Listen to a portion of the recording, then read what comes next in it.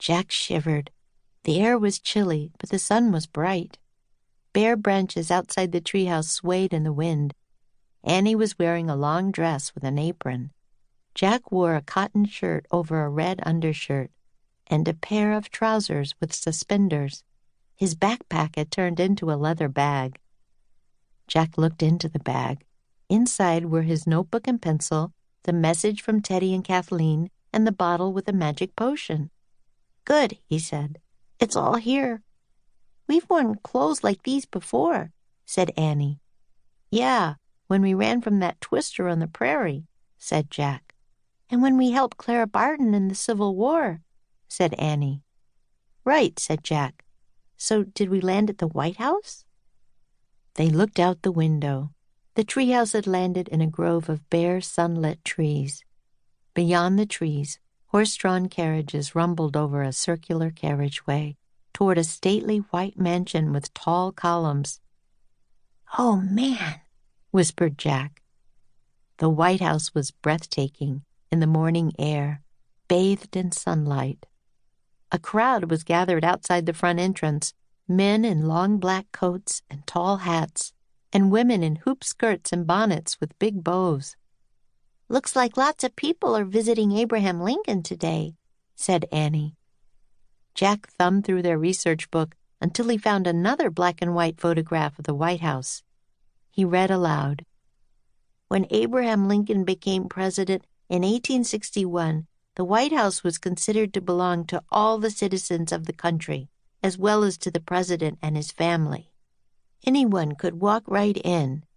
President Lincoln sometimes found it hard to work in his White House office because of the number of people swarming through the building." "So anyone can just walk right into the White House and look for the president?" said Annie. "That's crazy," said Jack. "But it's good for us," said Annie. "I guess," said Jack. "But I don't want to be one of those people who make it hard for the president to work." "Don't forget," said Annie, "we're supposed to give him hope." "With a feather that he's supposed to give us," said Jack. He shook his head, then took out their note from Teddy and Kathleen. "The third thing to break the spell is a single feather from a hero's hand. Use it wisely to give him hope, the hope he needs to heal his land." "How can we get a feather from him?" said Jack. "And how can it give him hope?" "It's better to do just one thing at a time," said Annie. "First we have to find the president." "Hey, Willie, look!" someone shouted from below. "It's a treehouse, see? "Oh, no," whispered Jack. Jack and Annie peeked out the window.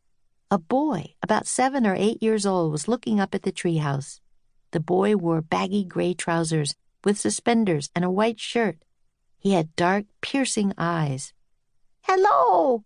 the boy shouted when he saw Jack and Annie. "Who are you? Why are you in our treehouse?" "Your treehouse," said Jack. "It's not your treehouse." "Yes, it is," the boy said confidently. "Tad, hush!"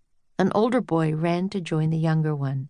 He had a friendly, open smile and looked to be around Jack's age. "Don't mind my brother Tad," he shouted. "But it's ours, Willie," said Tad. "The White House is our house, and the treehouse is in our yard." "Oh, man," thought Jack.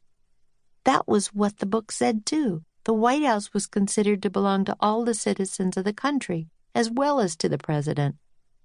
"I'm sorry, but this treehouse is not like the White House," Jack called. "It doesn't belong to the citizens of the country. It's ours." "No, it's not," yelled Tad.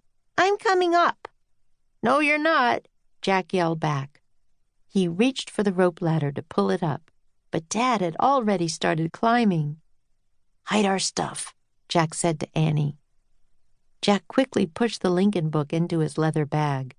Annie stuck their note and the tiny bottle into her apron pocket.